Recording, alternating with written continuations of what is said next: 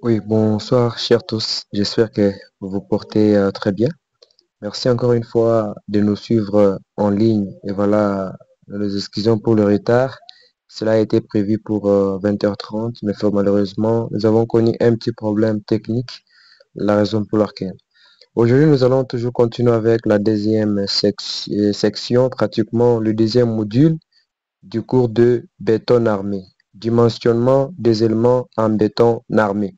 Sachant bien que le béton armé, tout simplement, c'est un matériau de génie civil utilisé soit dans la construction des ouvrages de génie civil et d'autres ouvrages. Pratiquement, tout simplement, vous allez vous rendre compte qu'il y a deux matériaux qui interviennent. Pratiquement, nous avons le béton et l'acier. Nous allons essayer de comprendre ensemble que le béton agit tout simplement et sollicité en compression et l'acier est sollicité en traction. Tout simplement, c'est pour pallier, pour augmenter la résistance de ces matériaux qui est vraiment un élément très capital. Nous allons essayer de suivre un petit plan lequel nous allons présenter au fur et à mesure. Alors, nous allons commencer avec l'introduction de notre cours. Vous allez vous rendre compte qu'un béton, tout simplement, c'est l'assemblage, soit la proportion bien ordonnée de différents éléments. Pratiquement, nous avons les granulats appelés agrégats. Nous avons par exemple de l'eau. Par exemple aussi, nous avons les sables, les graviers, ainsi que les lions qui est pratiquement le ciment. Lorsqu'on fait un mélange avec des proportions bien déterminées, il s'agit d'un béton ordinaire.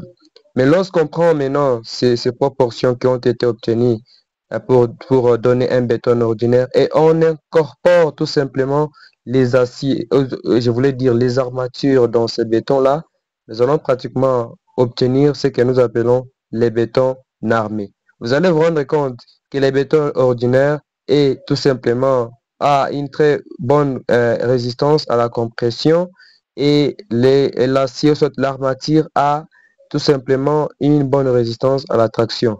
Vous allez vous rendre compte que déjà, lorsque l'acier et l'armature est mise dans, ou soit est incorporé dans le béton, vous allez vous rendre compte que c'est pour augmenter la résistance ou la faiblesse qu'avait pratiquement le béton à la traction. Alors, c'est très important de pouvoir comprendre tous ces éléments qui sont très capitaux. Vous allez vous rendre compte que nous présentons le béton en ordinaire sur l'image que vous voyez pratiquement.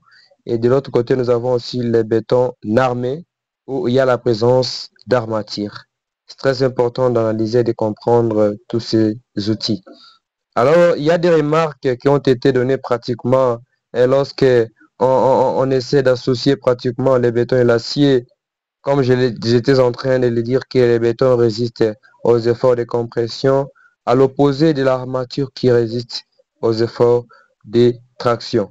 Et on va nous dire pratiquement, il y a des valeurs de la résistance à la compression pour le béton qui varient entre 20 mégapascales et 200.